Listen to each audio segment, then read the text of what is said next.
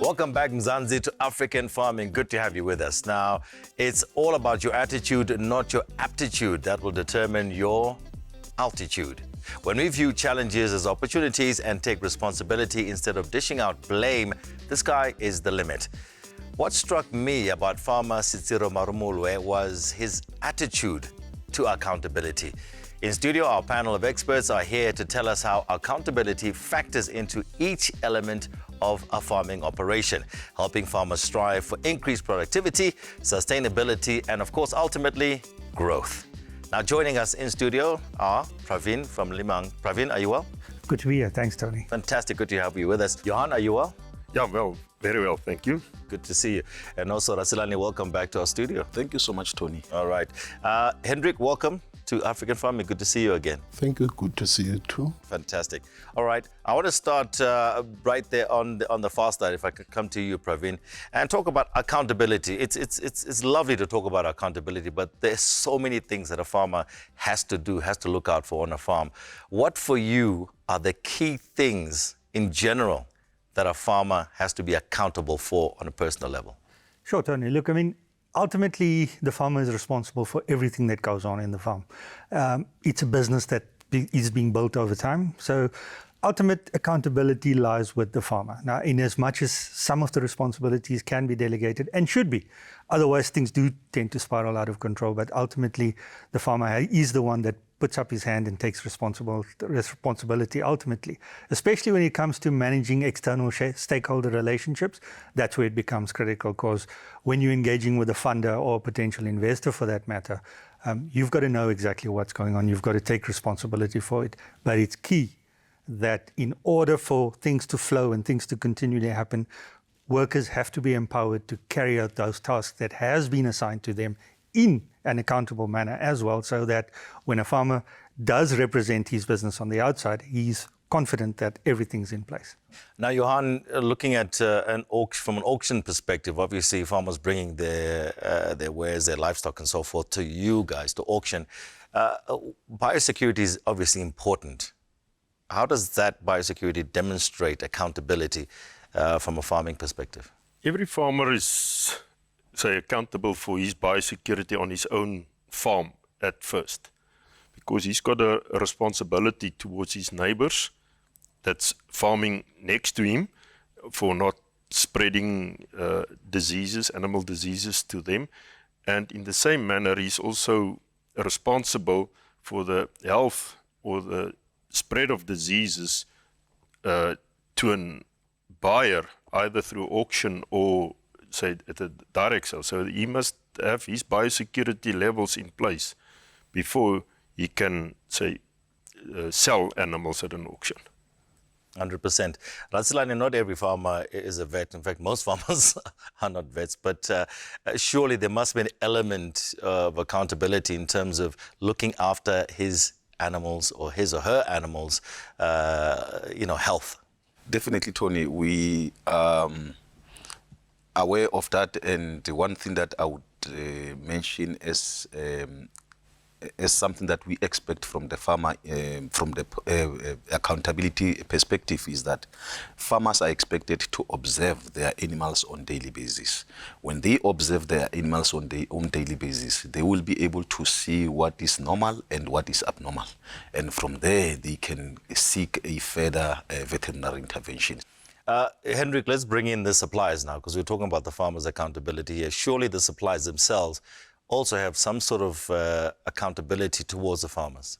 Yes, Tony, you see, one of the responsibility we as suppliers have is to have a good relationship with the farmer, because our business does not only start and ends in selling the seed for him. It goes beyond that. Like, we do have aftercare service that we continue with the farmer even if after we sold seed to him. I've known Seed Zero for some time back. Seed Zero farms with dry beans, sunflower, white maize and yellow around his farm. All the product he buy from me, and I don't only give him the sale of the product, then I'm satisfied because I've sold something. But we at Pannar, we also provide aftercare service. That include if the farmer had bought something from you, you go about with him. You go with him through the journey from planting until harvesting. Johann, let's look at Vleissentraal almost in the same way as I'm looking at Pannar here, from a business sense, that you also have a responsibility towards your clients. Yeah, in our situation as agents, we have a responsibility to both our clients. From the one side, the seller, where he's responsible looking after the animals at first and then providing them to an auction where we do some biosecurity checks as the auction house. But at the other end, we also have the responsibility towards the buyer. If it's a stud breeder buyer or a commercial or even a slaughterhouse that's buying, we must make sure that the product that's going through our auctions is what he was looking for. 100%. Praveen, one of the things that Cicero said, and he said, quite a lot when I was chatting with him, was that he feels he will, whatever he has in front of him, he's going to work with that. He's going to make it work. So it's not just accountability, it's also married with a certain positivity. And I just want to talk to you about attitude, in terms of when we look at farming. How important is it to have that positive attitude? No, it's critical to the business, Tony. I mean, we always know that we loosely say farming is not a one-day game. So if you're in it for a quick buck, it's never going to happen. So therefore, you've got to have that attitude that, if you encounter roadblocks, if it's droughts, if it's floods, if it's diseases, if it's pests, you've got to work through that. It's a battle that you've got to be in every day, while still taking accountability for all of it. But, when it's boots on the ground, when things need to be done, you don't have the luxury of saying, I'll do it tomorrow. So keeping a positive attitude towards, what your end goal is, but keep focused on it. That's the best advice that we can give to farmers. 100%.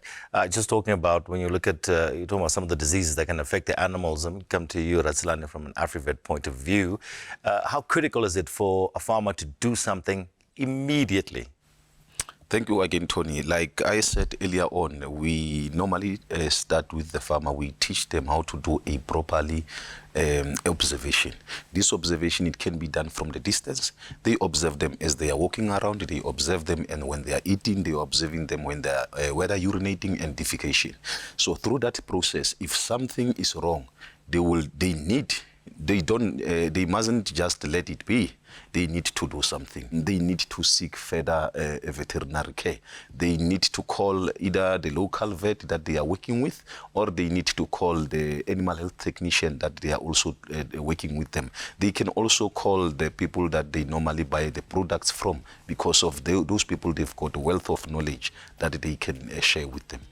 Gentlemen, thank you so much for your insights in terms of accountability. And it's not just accountability, it's also about having a positive attitude on the farm. Absolutely, Tony. Thank you, Tony. Fantastic stuff. All right, there you have it. You heard it from our panel of experts. You have to have a positive attitude and you have to be accountable. So thank you so much for watching African Farming. Make sure you catch us online at African Farming or hashtag African Farming, or on our website, africanfarming.com. And remember, we farm better together.